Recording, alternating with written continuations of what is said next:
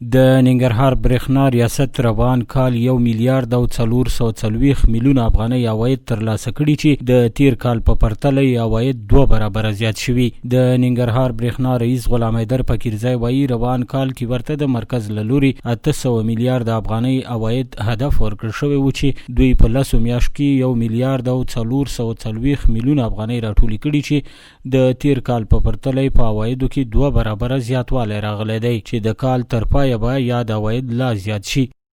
من تر دې دمه 1 میلیارد او 440 میلیونه افغانۍ راټول کړي دي، یعنی چې د ټارګټ نم تر دې دمه اړولی ده.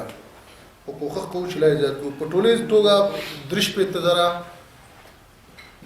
مشترکین لرو، یعنی مشتریان لرو چې صنعتي دي، رهایشي دي، تجارتي دي او دولتي دي.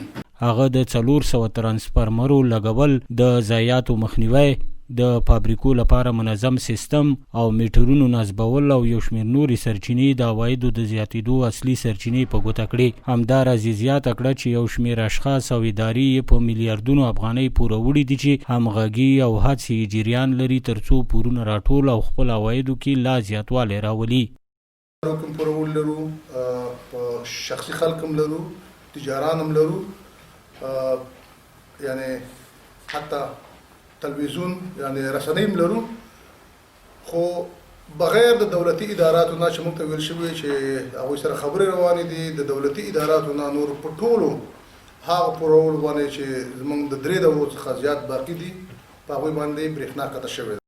د برېښنا رئیس ویل اوس مهال ننګرهار 300 میګاواټه برېښنا ته ضرورت لري چې په دې سره به مرکز او ولسوالیو کې د برېښنا ستونزه حل شي. همداراز د اوسنۍ برېښنا د ولټاژ د کنټرول په موخه مرکز ته د ځانګړي تخنیکي آلې د پیشنهاد کولو څخه هم خبر ورکړ. کاپیټل بانک پیشنهاد کړی ده.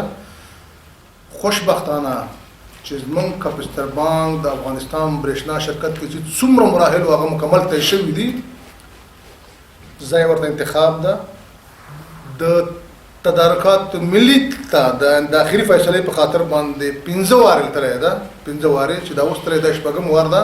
خو دا وارې موږ ته اطمینان راکړی ده. هغوی څه کمنټونه غواړي هغه موږ بیرته جواب وو چې بیرته راواپس شي، موږ هغه کمنټ وایي هغه موږ ورکړو، بیا لاړ شي. نو هغه کاپیټل بانک چې کله ولګېده زموږ به بر د 220 نه 210 تنه راځي او د 220 نه به 230 تنه راځي، یعنی زموږ برق به شټنډ لري. د برېښنا رئیس په اداره کې د فساد مخنیوی ولس ته د ښو خدماتو وړاندې کولو په برخه کې د اقداماتو او یو شمېر نورو لاسته راوړنو څخه هم یادونه وکړه. سباوون ساحل، روحي نیوز، جلال آباد.